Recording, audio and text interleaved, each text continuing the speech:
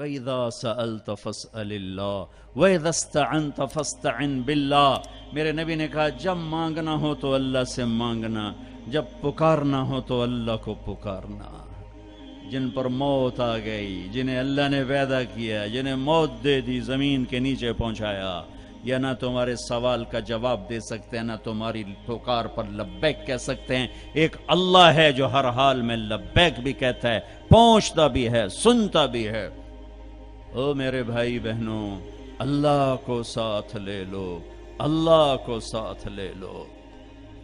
یہی کربلاؤں کی تاریخ ہے، یہی حسینی فلسفہ ہے کہ اللہ کو ساتھ لینے کے لیے جہاں تک جانا پڑے چلے جاؤ، ہم پر نہیں آئیں گی کربلائیں۔ اللہ کو پتہ ہے یہ کچے کمزور درجے کے ایمان والے ہیں، تو بڑے اونچے لوگوں کو ان آزمائش کی بھٹیوں میں ڈالا جاتا ہے، جو سولیوں پہ لٹک کے مسکرانا جانتے ہوں، جو آروں سے چیر کر کہہ کے لگانا جانتے ہوں، جو ٹکڑے ٹکڑے ہو کر معاف کرنا جانتے ہوں، جن کی نظر اللہ کے عرش پر ہو، اللہ کی قدرت پر ہو، وہ آتے ہیں آزمائش میں۔ اسی تسی تک کمی کمین بندے ہیں، سانو کیا آزماؤنا ہے؟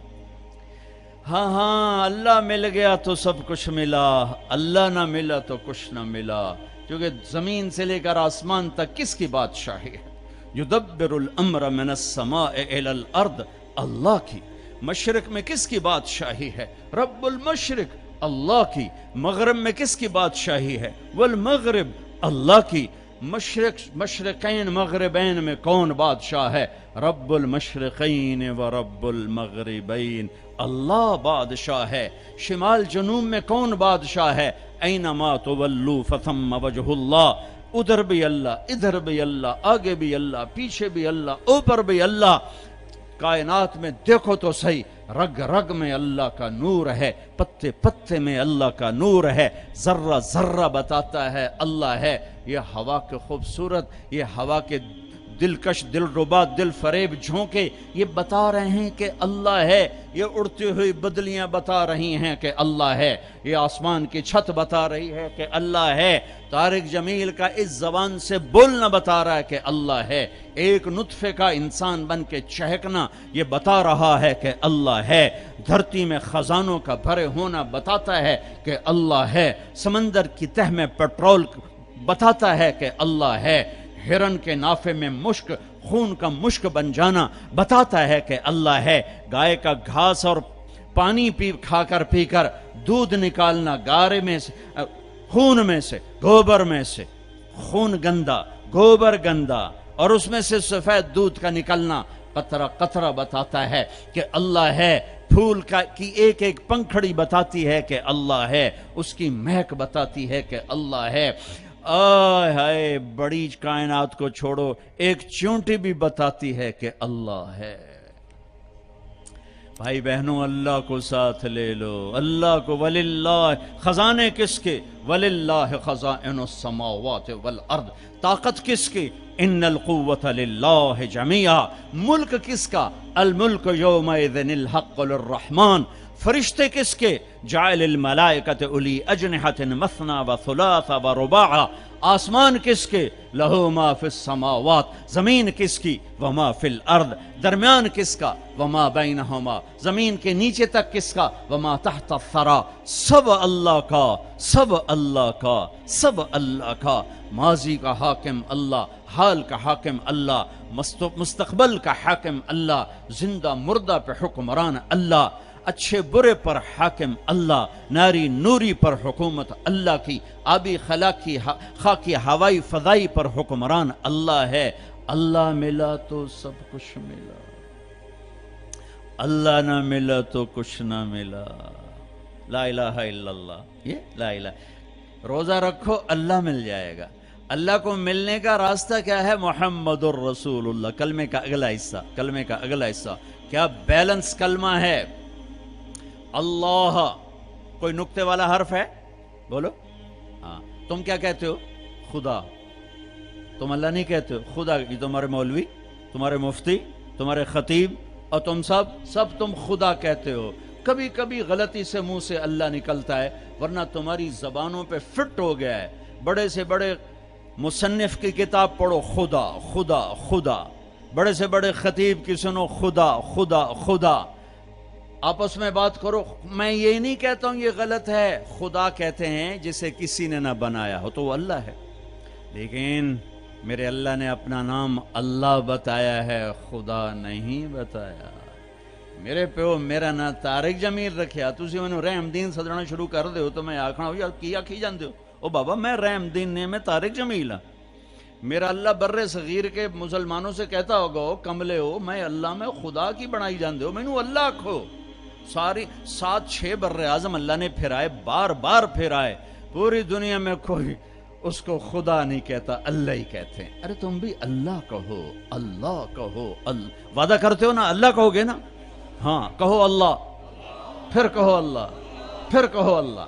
ہاں ساری کائنات میں نور پھیل گیا ہے، ساری کائنات نورانی ہو گئی۔ نقطے والے لفظ کمزور ہوتے ہیں، بغیر نقطے والے طاقتور ہوتے ہیں۔ علامہ ابن منظور نے اس پر کلام کیا ہے، اتنی بڑی لغت کی کتاب لکھی ہے 17 جلدوں میں۔ نقطے والے کمزور ہوتے ہیں، بغیر نقطے والے طاقتور ہوتے ہیں۔ تو اللہ نے کمزور حرفوں سے اپنا نام نہیں بنایا کہ اپنے آپ خدا آنکھ چڑھے، خا پہ تو نقطہ ہے۔ اللہ نے اپنا نام اللہ، کوئی نقطہ ہے؟ ہاں۔ اللہ کے حبیب کا نام محمد، کوئی نقطہ ہے؟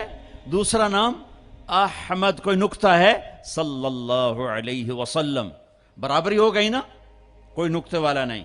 دوسری برابری، لفظ اللہ 4 حرف، لفظ محمد 4 حرف، لفظ احمد 4 حرف، کتنے ہو گئے؟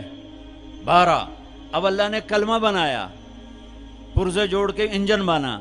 میرے اللہ نے اپنے اور اپنے حبیب کا نام جوڑ کے کلمہ بنایا، لا الہ الا اللہ محمد الرسول اللہ۔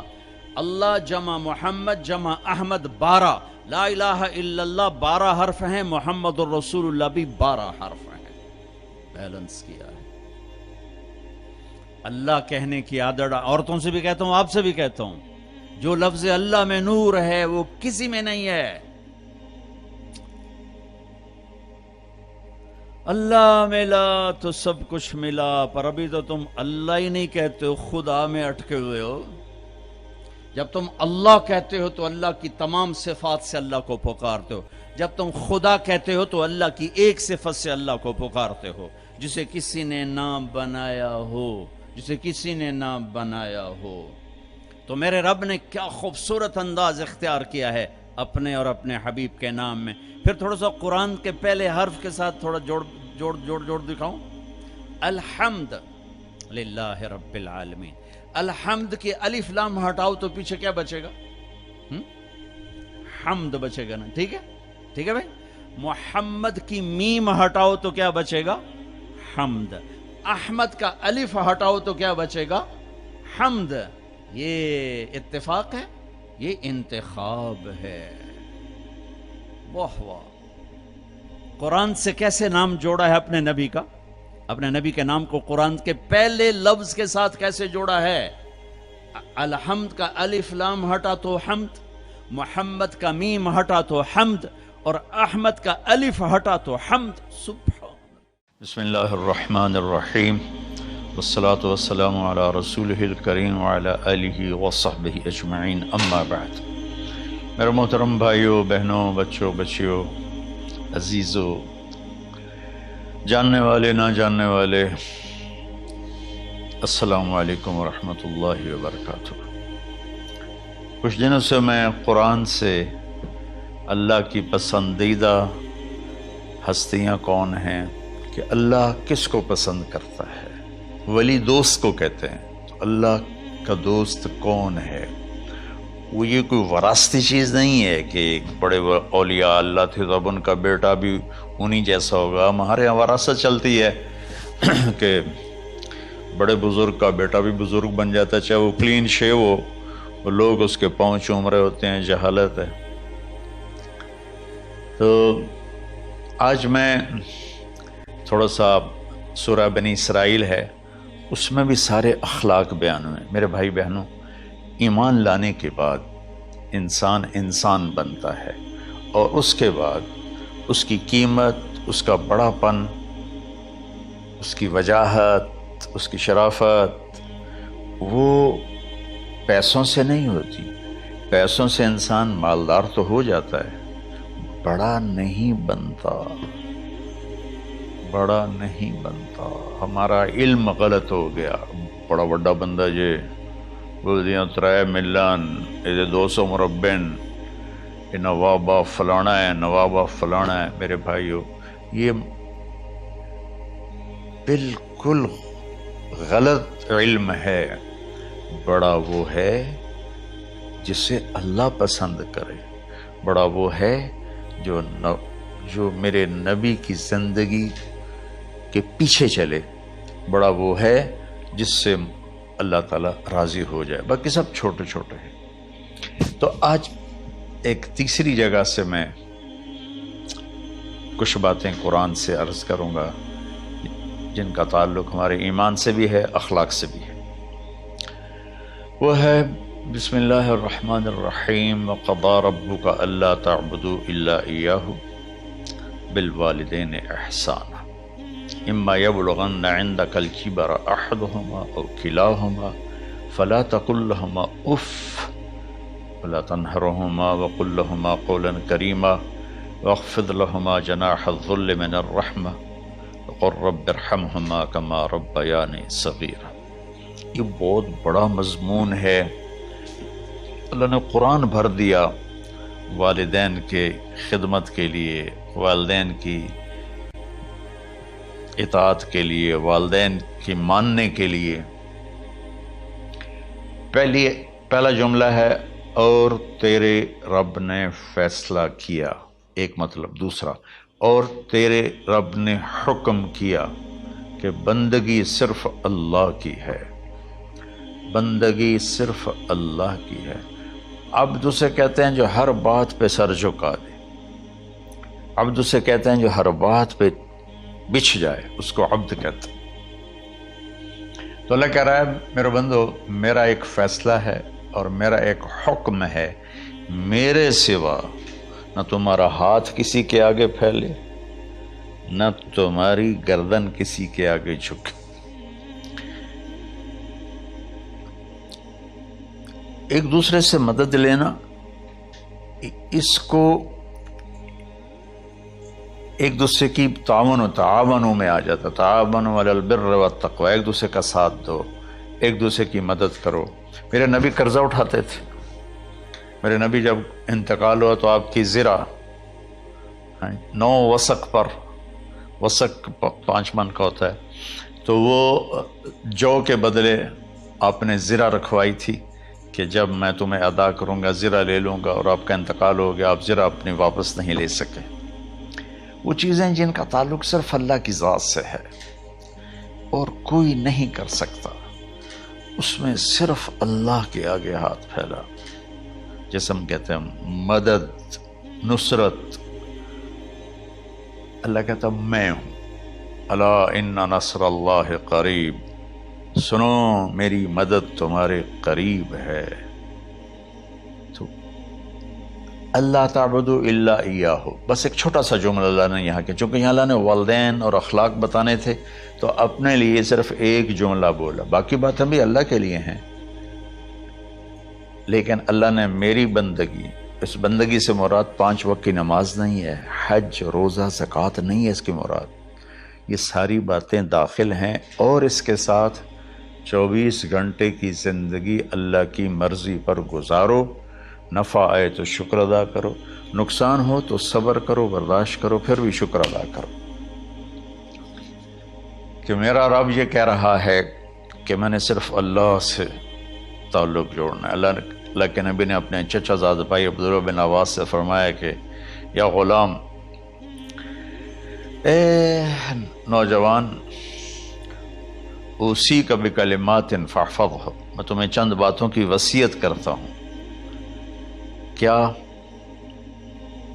احفظ اللہ، احفظ اللہ یحفظک اللہ، یحفظک اللہ.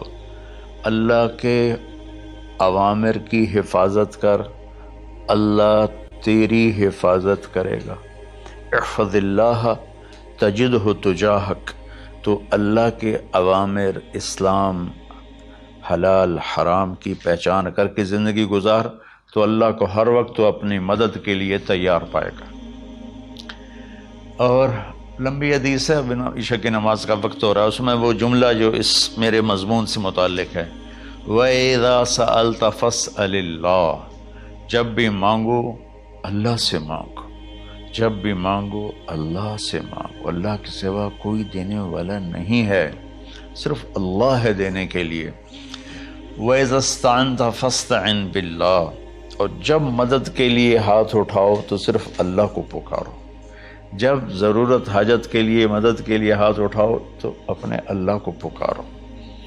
تو یہ حدیث کی بات بھی ہے اور یہ قرآن کی بات بھی ہے۔ اس کے بعد آگے اللہ کہتا ہے وَبِالْوَالِدَيْنِ إِحْسَانًا، اور اپنے والدین کے ساتھ احسان کرو۔ احسان کا کیا مطلب ہے؟ اللہ آگے اسی کی تشریح کر رہا ہے۔ ویسے احسان کا مطلب عربی میں ہوتا ہے، یہ جو ہمارا اردو کا احسان ہے، میں تیرے تے احسان کیتا ہے تو ہوں میں نالے کی کر رہے ہیں، یہ بھی مطلب ہے، لیکن احسان کا اصل مطلب ہوتا ہے احسان حسن سے ہے۔ حسن سے الف، دو الف ملے اور احسان بن گیا۔ احسان کا مطلب ہوتا ہے کسی بھی کام کو جو دنیا کا ہے دین کا ہے اسے انتہائی خوبصورت طریقے سے کرنا۔ جیسے کسی دلہن کا میک اپ ہوتا ہے نا، تو 5-6 گھنٹے 4 گھنٹے کے بعد وہ کہتی ہے، جو ہوتی ہے اس کا میک اپ کرنے والی، کہ جی بس یہ مکمل ہو گیا ہے اور اب اس سے آگے نہیں ہے۔ تو آخری اچھائی کی آخری انتہا پر پہنچ کے کام کرنے کو احسان کہتے ہیں۔ تو میرا اللہ کہہ رہا ہے میرے بندو اپنے والدین کے ساتھ وہ کرو کہ جو بھلائی کی، خدمت کی، ماننے کی آخری حد ہے۔ سبحان اللہ۔ وبالوالدین احسان، بالوالدین پہلے ہے، احسان بعد میں ہے۔ اللہ تعالیٰ نے باقی سب کو پیچھے کر کے فرمایا کہ دیکھو خاص طور پہ ماں باپ کے ساتھ وہ رویہ کرو کہ ان کے دل سے دعائیں نکلیں۔ چند دن پہلے ایک والد یوں ہاتھ اٹھا کے کہہ رہا تھا اپنے بیٹے، اکلوتا بیٹا، میں منگنا اللہ کو لو اللہ تینوں چاہ لگے۔ باپ بیٹے کے لیے یہ دعا مانگ رہا تھا اور بیٹا اکیلا ہے، یہ بد دعا باپ کر رہا تھا۔ تو بھائیو ایسی اولاد نہ بنو جس ماں نے پیٹ میں 9 مہینے اٹھایا، پھر جننے کی تکلیف برداشت کی۔ ایک شخص آیا حضرت عبید بن عمیر کے پاس کہ حضرت میں نے ماں کو اپنے کندھے پہ بٹھا کے پیدل حج کرایا ہے، مینا لے گیا، عرفات لے گیا، مزدلفہ، پھر مینا، پھر مکہ، تو کیا میں نے ماں کا حق ادا کر دیا؟ میں نے فرمایا ولا تلقۃ واحدہ، بیٹا ابھی ایک تلقہ کا حق بھی ادا نہیں ہو۔ تلقہ کسے کہتے ہیں؟ جب بچہ پیدا ہونے کا وقت آتا ہے تو ماں کو دردوں کی لہریں اٹھتی ہیں، وہ اتنی خوفناک ہوتی ہیں کہ ماں چیخ چیخ کے رہ جاتی ہے، اور بعض اوقات ڈیلیوری لیٹ ہو جاتی ہے تو وہ تڑپتی ہے، روتی ہے۔ وہ جو لہریں ہیں نا پیٹ میں آتی ہیں جاتی ہیں، آتی ہیں جاتی ہیں، ایک لہر جو درد کی اٹھتی ہے اس کو کہتے ہیں تلقہ۔ میں قربان جاؤں، انہوں نے فرمایا بیٹا ابھی تیری ماں نے جو تجھے جنا تھا اس وقت جو تجھے درد، وہ تیری ماں نے درد کی لہریں برداشت کی تھیں، اس میں سے ایک لہر کا بھی حق ادا نہیں ہوا، یعنی کہ حق ادا ہو ہی نہیں سکتا۔ یہ مطلب کہ حق ادا ہو ہی نہیں سکتا، کہ بیٹا ابھی ایک کا بھی نہیں۔ پھر حضرت عبداللہ بن عمر سے ایک شخص نے پوچھا کہ اچھا یہ جو آدمی تھا یہ خراسان، یہ ایران میں ہے اور افغانستان میں، یہاں سے ماں کو پیدل کندھے پہ بٹھا کے مکے پہنچا تھا، اندازہ لگا اس نے کتنی مشقت اٹھائی۔ اور عبید اللہ بن عمیر کہتے ہیں بیٹا ابھی ایک لہر کا حق ادا نہیں ہوا۔ یہی سوال حضرت عبداللہ بن عمر سے کیا ایک شخص نے کہ حضرت میں نے اپنی ماں کو حج کرایا ہے، سارا میں نے پیدل کرایا ہے اور کندھے پہ اٹھا کے کرایا ہے، تو کیا میں نے ماں کا حق ادا کر دیا؟ ولا زفرتن واحدہ ولا زفرتن واحدہ. کہ بیٹا تیری ماں نے تجھے پالتے ہوئے جو تھک تھک کے لمبے لمبے سانس لیے، ہوکے بھرے، ابھی ایک ہوکے کا حق بھی ادا نہیں ہوا، یعنی حق ادا ہو ہی نہیں سکتا. تو احسان کے آگے تشریح آ رہی ہے. تو آج میں صرف اتنی بات کروں گا کہ میرے بھائیوں، میری بہنوں، میرے بچوں، میری بچیوں، اللہ کے واسطے ماں باپ کو دکھ نہ دینا، ورنہ اللہ بھی ناراض ہو جائے گا. چند دن پہلے ایک بچہ بچی میرے پاس آئے، دونوں میڈیکل اسٹوڈنٹ تھے، کہیں کہ ہم شادی کرنا چاہتے ہیں. تو بچی نے کہا جی میرے والدین ناراض ہیں، وہ نہیں، اس رشتے پر راضی نہیں ہیں. تو میرے باپ کہتے ہیں اگر تو نے یہاں رشتہ کیا تو تیری میری ایک درمیان ایک خط آئے، کھچ جائے گا خلیج، ہم اس پار نہیں آئیں گے تو اس پار نہیں آئے گی. میں نے کہا بیٹی، جس ماں نے تجھے 9 مہینے پیٹ میں پالا، 2 سال تجھے دودھ پلایا، تیری پوٹیاں پیشاب صاف کیا، تجھے پیمپر باندھے، تجھے اٹھ اٹھ کے راتوں کو اپنی چھاتی سے دودھ پلایا، کیا اب اس کا اتنا بھی حق نہیں کہ تم اس کی رائے کا احترام کرو؟ اتنا بھی حق نہیں ہے؟ تو میں نے کہا بیٹا میری کوئی رائے نہیں ہے، تو اگر تیرے ماں باپ راضی ہیں تو بسم اللہ ضرور کر، اگر راضی نہیں ہے تو دیکھو موت تک تجھے ماں باپ کی دعا نہیں ملے گی، اور ماں باپ کی دعا نہ ملی تو کچھ بھی نہیں ملے گا. تو بھائیو دوستو، خاص طور پر آج کے کالج کے نوجوان بچے بچیاں یہ ماں باپ کے ساتھ بہت بدتمیزی کرتے ہیں، چونکہ اس میں والدین کا پہلا قصور ہے کہ انہوں نے ان کو دین نہیں سکھایا.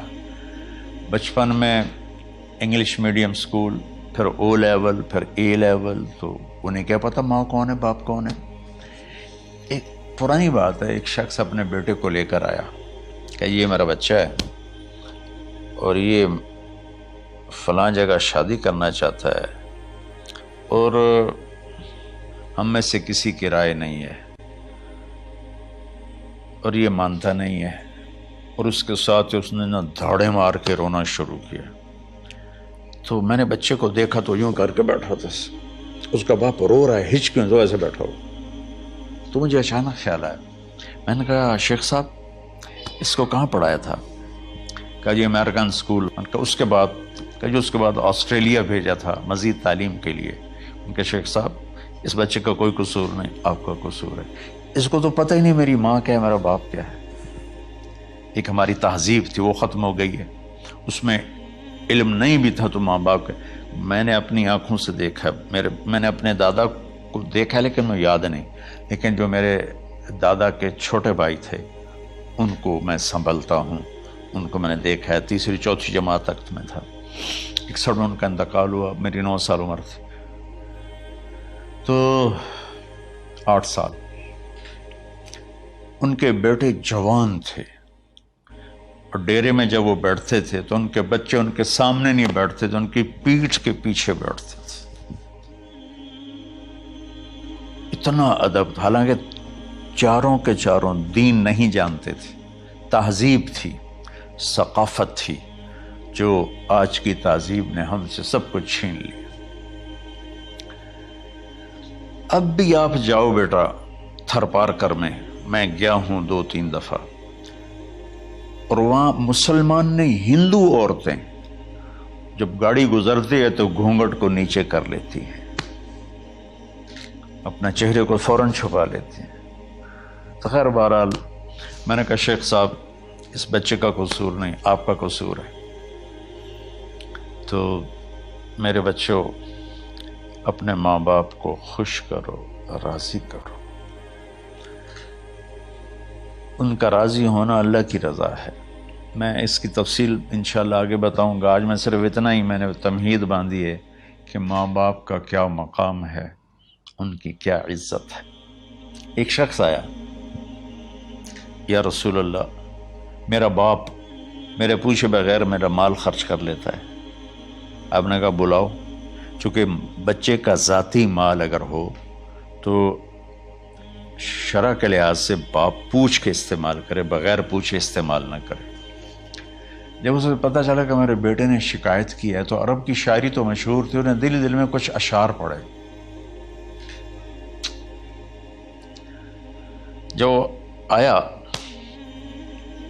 تو جبریل پہلے آ گئے، یا رسول اللہ، اللہ تعالیٰ کہہ رہے ہیں آپ اس سے پوچھیں وہ شعر بتاؤ جو تیرے کانوں نے تو نہیں سنے، تیرے دل میں آئے تھے اور اللہ نے سن لیے۔ تو اللہ کے نبی نے فرمایا بھائی تیرا انشاءاللہ کیس سنتے ہیں، لیکن پہلے وہ شعر سناؤ جو تم نے تو نہیں کہے زبان سے پر اللہ نے سن لیے ہیں۔ تو پھر اس نے وہ اشعار پڑھے، اور اس کے آگے کیا ہوا یہ میں انشاءاللہ اگلے کلپ میں بتاؤں گا کہ باپ کا کیا مقام ہے، ماں کا کیا مقام ہے۔ السلام علیکم ورحمۃ اللہ۔